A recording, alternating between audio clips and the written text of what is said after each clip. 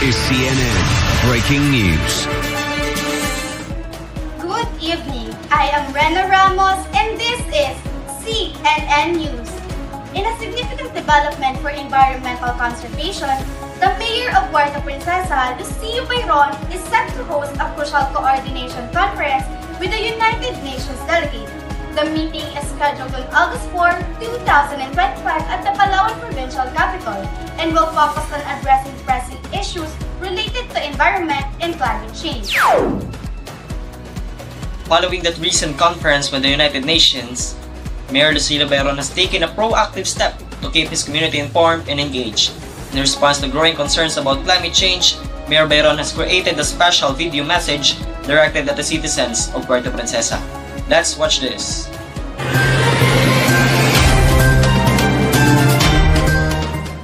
Isang mapagpalang araw, bayan ng Puerto Princesa. Ako po ang inyong mayor, Lucio Bayron, at ngayong araw ay tatalakayin natin ang isang napakahalagang issue, ang climate change o ang pagbabago ng klima. Marahil marami sa atin ang naririnig na ito. Pero ano nga ba ang ibig sabihin nito at ano ang dapat nating gawin para maiwasan ito? Climate change is the long-term shift of our weather patterns and the average temperature of our planet. Sa madaling salita, ito po ay ang pag-init ng mundo dahil sa mga ginagawa ng tao tulad ng pagsusunog ng fossil fuels at pagputol ng mga puno. Ang pangunahing sanhi ng climate change ay ang paglabas ng greenhouse gases, tulad ng carbon dioxide mula sa mga sasakyan, pabrika at pagsusunog ng basura. Ang epekto nito ay napakalaki. Mas malalakas na bagyo, matinding init, tagtuyot at pagbaha. Dito po sa Puerto Princesa, napapansin natin na mas madalas na ang malalakas na ulan at mas mainit pang panahon. Apektado po ang ating kalikasan, kabuhayan at kalusugan. Pero hindi po tayo dapat mawalan ng pag-asa. Maraming solusyon at kahit sa araw-araw mong pamumuhay ay meron kang magagawa. Una, magtanim tayo ng mas maraming puno.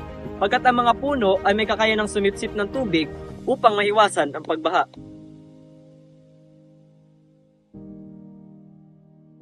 Ang bawat punla ay isang hakbang sa pag-absorb ng carbon dioxide at paglamig ng ating paligid.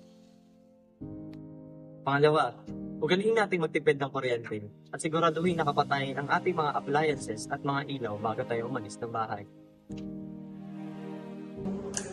Magtipid din tayo sa tubig. At kung maaari, patayin natin ang ating mga gripo ng maigi upang maiwasan ang pagsasayang. Gumamit ng mga renewable energy kung maaari, tulad ng mga solar panels. Bukod sa pagiging malinis, ang solar power ay may kakayanang makatipid sa gastos ng kuryente, sa bahay o sa negosyo. Kapag na-install ang solar panels, maaaring mapababa o tuluyang maalis ang buwan ng bayarin sa kuryente dahil nagagamit ang libreng enerhiya mula sa araw. Pangatlo, iwasan natin ang paggamit ng mga plastic at ugaliin natin ang pagre-recycle. Bilang isang mamamayan, bawat isa sa atin ay may magagawa. Simulan natin sa mga simpleng bagay, maglakad o magbike sa tuwing malapit lang ang pupuntahan. Ugaliin din natin magdala ng sariling lalagyan, tumali sa mga clean-up drive at sa mga outreach programs na patungkol sa kalikasan. Teach your family and friends about climate change. Remember, small actions will multiply the million can make a difference. At sa ating populasyon na humihigit sa 300,000, yan ay posible.